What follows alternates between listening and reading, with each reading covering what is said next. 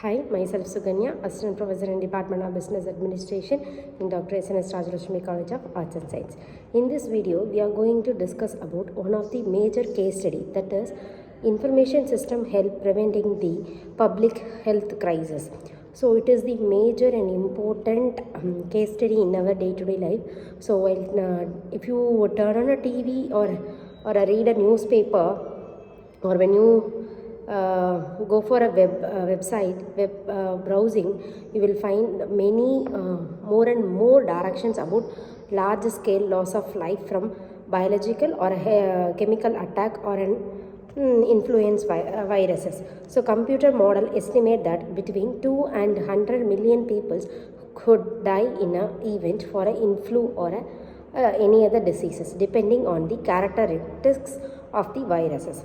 Fears of a major public health crisis are greater now than even before on, and government throughout the world are trying to improve their capabilities for identifying biochemical attacks on pandemic outbreaks more rapidly.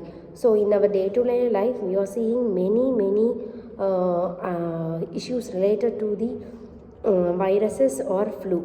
So on one day, the United States government issued an implementation plan for its national strategy for pandemic influenza to improve the coordinations among federal, state, and local authorities and private sector for pandemics and other public health emergencies. The implementation plan calls for improving the mechanism for real-time clinical surveillance in acute care settings such as the hospital emergency rooms, intensive care units, and laboratories to provide local, state, and wide range of health officers with continuous awareness of the profile of illness in the communities. So what they do is they continuously spread why it is happening. Because of these reasons only the flu virus is happening. So they spread all over the state, local and federal health issues related to the communities.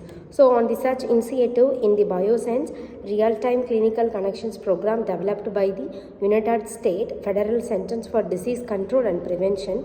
So one of the major one adopts hospital existing information system and continuously gathering and analyzing the real-time data. That is, in the day-to-day life, they are started to analyze and collecting the data. Customer software were developed by the monitoring various facilities of the network, traffic, and captures related events periodically, diagnosis, and periodically it monitor the informations of the particular collected data.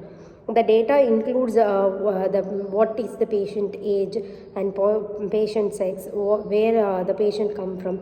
So the postal code is collected, where the patient residential address is collected, what is the medical facility already he or she taken, and what is the symptoms for that when, and diagnosis, medical procedure, meditations, and laboratory results also collected from the one. So what the software will do is it converts the data to the HL7 data messaging format, which is the standard for the healthcare organization industry, to encrypt our data and transmit them in every 15 minutes. So what it do is every 15 minutes the software converts the data and store it in somewhere else. So the system summarizes what the patient status, and it gives the detailed analytical report or information about the patient. So next what they will do is they access the biosensor data. So after that what they do is they collect the biosense data via various web-based applications over a secure data network. So information from biosense could show a early sign of the pandemic or a biological attack and alert local hospitals, health workers, and federal and state agencies to take the prevention about the measures. So that the traditional process for public health surveillance is a manual one, and it is much slower than the compared with the other one.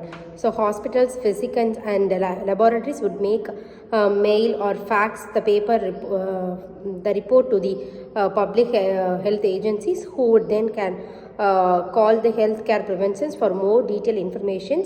This may reduce the slow chain process, so that is the person to person communication is not well suited for the major public health emergency. So in this video we discussed about the how we are going to prevent public health issues.